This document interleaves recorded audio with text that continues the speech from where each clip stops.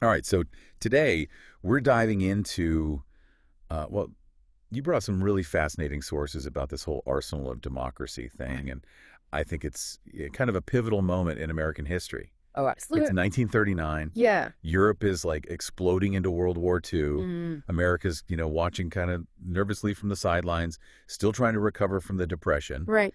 So the nation needs to mobilize, like really get ready for war. Yeah. But how do you overcome all these like massive obstacles? I mean, you've got industrial limitations, Sure. you've got political divisions, Mm. and a public that's not exactly thrilled about getting involved in another war across the ocean. It's a fascinating kind of paradox, isn't it? You've Yeah. got America, this beacon of democracy, and Yeah. suddenly it's right there, on the brink of this conflict that could, totally reshape the world. Mhm. But at the same time, they're internally grappling with all these challenges, still reeling from this huge economic crisis. Yeah. And leading the nation through all of this is Yep. FDR, Franklin Delano Roosevelt, A complex figure. very complex. Yeah. And our sources are painting him as, I mean, immensely Very popular. manipulative. Yeah, kind of power hungry. Yeah. And there's this, telling anecdote about him refusing to appoint a second president Oh, really? to oversee war production. Huh. Like he wanted control, Wow. even though he knew, I mean, he must have known he was steering the ship into like uncharted waters here. That desire for control, I mean, that really speaks volumes about his personality and his whole approach to leadership. Yeah. He understood the gravity of the situation, Yeah, and yeah, yeah. his Arsenal of Democracy speech, December 1940, Yeah. that was a real turning point. Oh, for sure. It galvanized the public, this powerful call to action, Mm. urging Americans to become like the primary supplier of arms for the Allies. Wow. It was a grand vision, but could he actually pull it off? Well, according to our sources, the early mobilization efforts were, Yeah. how do we put this mildly? A mess. Yeah, a bit of a mess. Yeah, like competing government agencies, Mm. factories hoarding resources, Oh, wow. the military placing orders, totally haphazardly. It's funny just trying to picture the scene, right? Yeah. Imagine a B-24 bomber plant in California, early 1941. Okay. Sources describe it as, I mean, totally disorganized, inefficient, Yeah. producing one plane per day. One plane per day. Per day. Oh, come. Talk about a far cry from an arsenal. Yeah, that's not really screaming industrial powerhouse to me. Yeah. So how did America bridge that gap? Well, that's where William Knudsen comes in. Okay. Now, this guy, this is a fascinating figure. Okay. He was a self-made millionaire, came to America with like $30 in his pocket. Wow. And he just rose through the ranks of General Motors, became Yeah. a real titan of industry. Mhm. FDR, he recognized Knudsen's expertise and tapped him to lead this whole production effort. Wow. So he became, one of many dollar-a-year men. Okay, I've heard that term. These are like industry leaders leaving their high-paying jobs Right. to serve their country. For $1. For $1. Symbolic, yeah. Okay, so patriotic, but like Yeah. symbolic. They weren't exactly taking, vow of poverty. No, not quite. But why Knudsen specifically? What made him the guy for the job? Well, I mean, he was a master of mass production, Right. which is what they desperately needed at that point. Right. But it wasn't just his expertise, it was his drive, his understanding of how to actually get things done. Mhm. I mean, think about it. He arrived at a moment when that B-24 plant that you just mentioned, struggling to make one plane a day Right. under his leadership. Yeah. That same plant would eventually reach a rate of one plane per hour. Wait, one plane per hour? Per hour. That's incredible. Yeah. It's like night and day from that initial chaotic scene we were talking about. It's a testament to American ingenuity, for sure. Yeah. And to Knudsen's leadership. I mean, he applied those principles of the car assembly line Right. to bomber production, revolutionary at the time, Wow. streamlined the process, introduced these prefabricated components, implemented a moving assembly line. Mm. It was a total overhaul of the production system. And it worked. And it worked. So we're starting to see this theme emerge here. Yeah. This journey from chaos to efficiency. Yeah. But it wasn't just about finding the right people like Knudsen was it. No. I mean, there was still all this political division Absolutely. and the public's hesitation about the war in general. Yeah, the relationship between the business world and the government at that time, Yeah, it was fraught with tension. really. I mean, many industry leaders, they Yeah. were suspicious of FDR's New Deal policies. They feared government overreach. I see. And FDR, he kind of viewed some businessmen as, privileged princes. Oh, wow. It was a recipe for conflict. So how did they overcome that? I Well, mean, were these clashes, were they productive? I think it was a bit of both.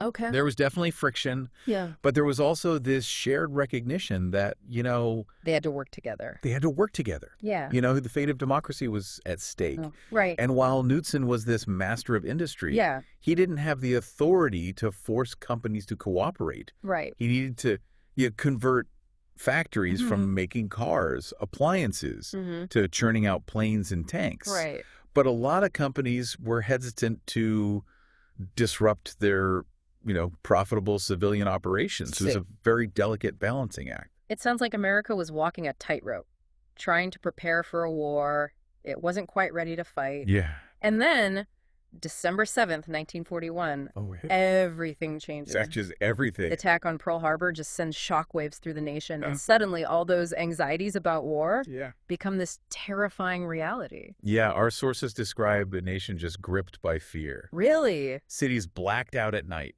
Rumors of attacks running rampant, Mhm. Japanese Americans being unjustly targeted and arrested.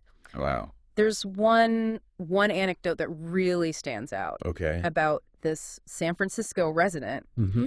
Almost had his neon sign destroyed by a panicked mob, convinced it would attract enemy bombers. That's a chilling example of how fear can just grip a nation like that. Oh, absolutely. Yeah. I mean, Pearl Harbor was like a wake-up call. Yeah. America could no longer afford to be unprepared. It was no longer a question of if America would get involved. Right. It was how. Mhm. And that how demanded an unprecedented level of national unity and sacrifice. And the government had to act fast They did. to address these fears. And that's where, I guess, rationing comes in. Yeah. I mean, that's a big one. Huge. Yeah. Yeah. So, okay, the arsenal of democracy, it's like starting to take shape, but Yeah. then you've got, millions of men being drafted Yeah. into the military, Mm-hmm. and that creates this whole other challenge. Yeah. How do you keep all those factories humming Right. when so many workers are off fighting a war? It's a crucial point. Yeah. Yeah.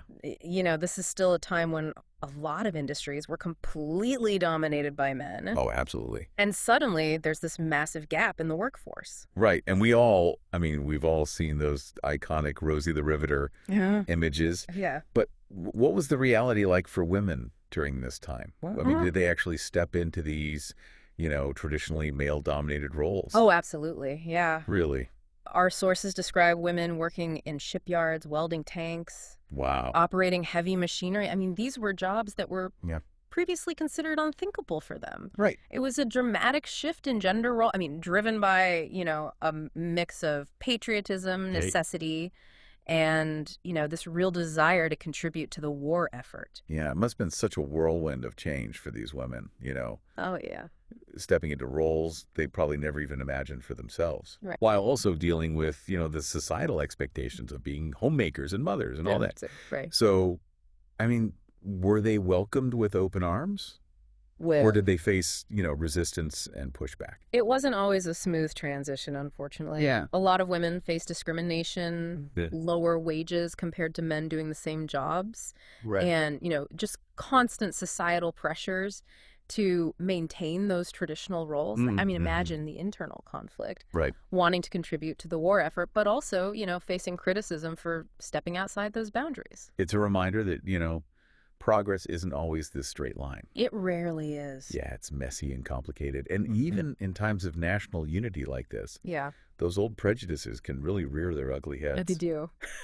And speaking of prejudice, Right. I mean, our sources also highlight this, really dark chapter during this period, Yeah. the internment of Japanese Americans. Yeah, it's a shameful stain on American history. Over 120,000 people of Japanese descent, Wow. most of them American citizens, forcibly removed from their homes and businesses, Yeah. labeled as enemies simply because of their heritage.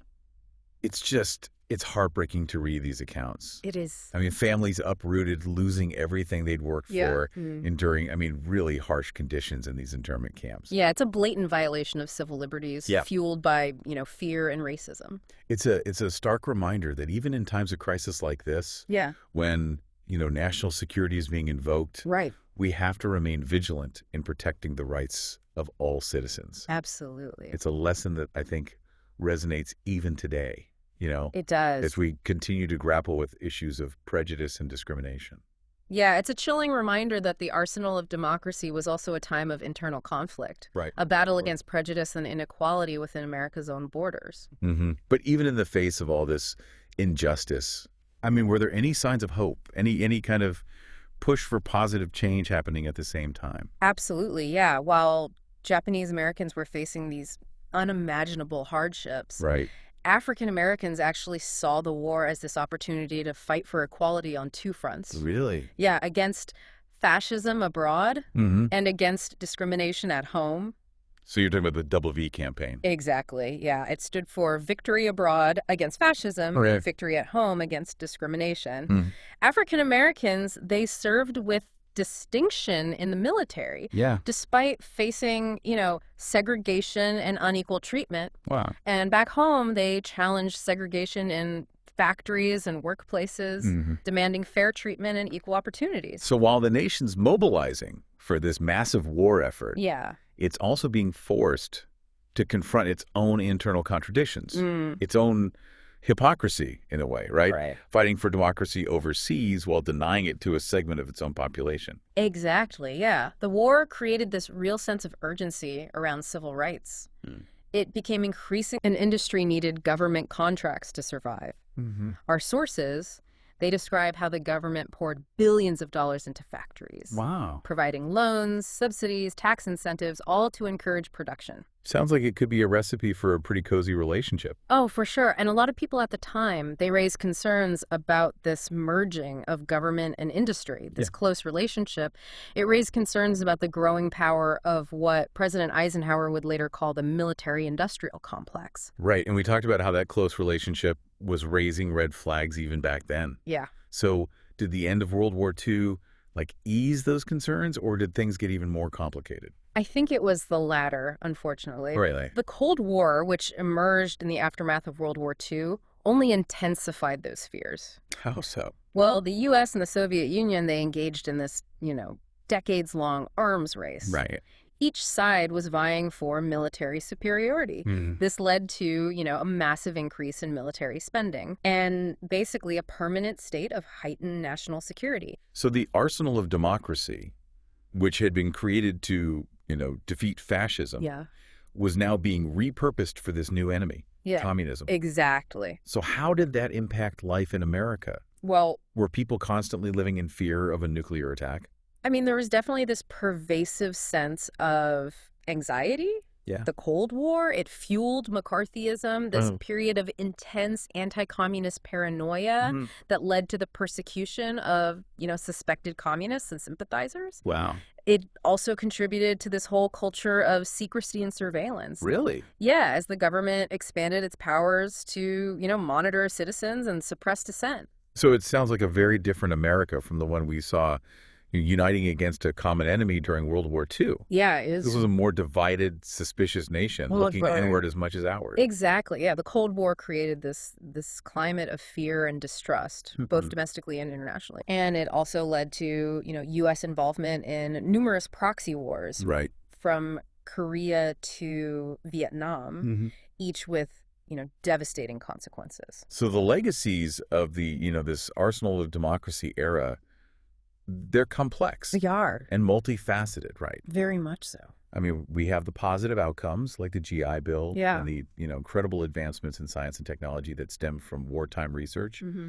But we also have, the rise of the military-industrial complex, the Cold War, and this, erosion of civil liberties. It's a powerful reminder that even the most transformative events in history have both intended and unintended consequences. And those consequences, they can continue to ripple through time, shaping the world we live in today. It makes you wonder, what lessons can we draw from this whole era? Right. How can we harness those, positive aspects of mobilization and innovation Mm. while at the same time guarding against the dangers of, excessive government control Yeah. and this kind of permanent war economy? Those are questions that I think continue to resonate today as we face new challenges and try to navigate this, complex geopolitical landscape. It's a reminder that history isn't just this, collection of facts and dates. Hmm. It's a living, breathing story It is. that continues to shape our present and our future. It does. And with that, I think we're going to wrap up our deep dive into the arsenal of democracy. Okay. Thanks for joining us. Thanks for having me. And keep exploring. Okay, so we've seen how America transformed itself into this arsenal of democracy, Right. churning out weapons, battling all these internal conflicts, and Mhm. ultimately emerging as like this global superpower. Mm-hmm. But as we turn to this final chapter of our deep dive, Yeah. I guess the question becomes, what were the lasting impacts of this whole era? Yeah. How did it shape, the world we live in today? It's a crucial question. The echoes of the arsenal of democracy, I mean, they reverberate through so many aspects of our lives today, Yeah. from the role of government to the advancements in technology. Let's start with the government. Okay. We saw how this whole war effort, it demanded a level of government intervention in the economy that was, unprecedented at the time. Oh, yeah. So did that level of control just vanish once the war ended? Not quite. Okay. While a lot of those wartime measures were temporary, they fundamentally altered the relationship between the government, industry, and individuals. In what way? Well, it shifted the public's perception of what the government was actually capable of, and it also demonstrated the potential of a more active role for the government in managing the economy. So the government went from being this kind of somewhat distant entity to a more hands-on force, I guess, Yeah. shaping industries and even influencing, people's daily lives Yeah. through things like rationing. Precisely. And that shift had, both positive and negative consequences. Okay, like what? Well, on the one hand, it paved the way for programs like the GI Bill, which, provided education and housing benefits to millions of returning veterans. The GI Bill is often cited as like this transformative piece of legislation. It was. Can you unpack that a bit more? Sure. What made it so impactful? I mean, it was a massive investment in what we call human capital, providing opportunities for veterans that they wouldn't have had otherwise. Right. It fueled a surge in college enrollment. It boosted homeownership, and I think it really contributed significantly to the post-war economic boom. It's a really powerful example of how government investment can create, long-term prosperity. It's almost like this ripple effect, right? Yeah. The war effort created this need for government intervention, which then led to these programs like the GI Bill that really reshaped American society for decades. But you mentioned, negative consequences as well. I did. What were some of the downsides of this, expanded government role? One of the most significant concerns was the growth of what President Eisenhower would later call the military-industrial complex. Right. And we talked about how that close relationship was raising red flags even back then. Exactly. So did the end of World War II, did that ease those concerns, or did things get even more complicated?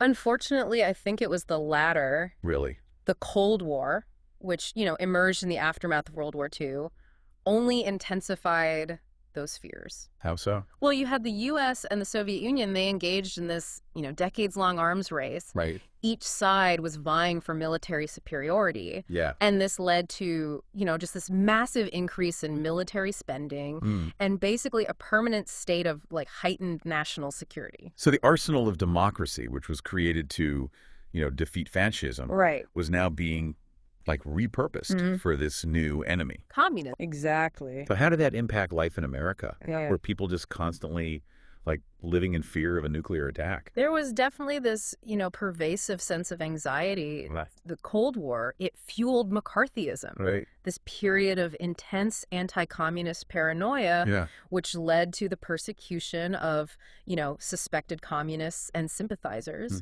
It also contributed to this whole culture of secrecy and surveillance.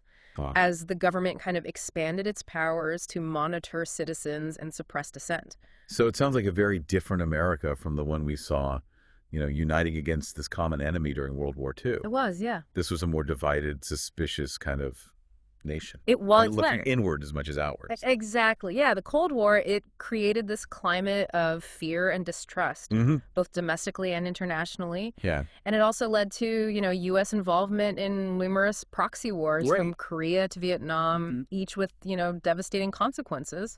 So the legacies of this whole arsenal of democracy era, they're complex They are. and multifaceted. Very much so. We have the positive outcomes, like the GI Bill, and all the incredible advancements in science and technology that really stemmed from wartime research. Yeah.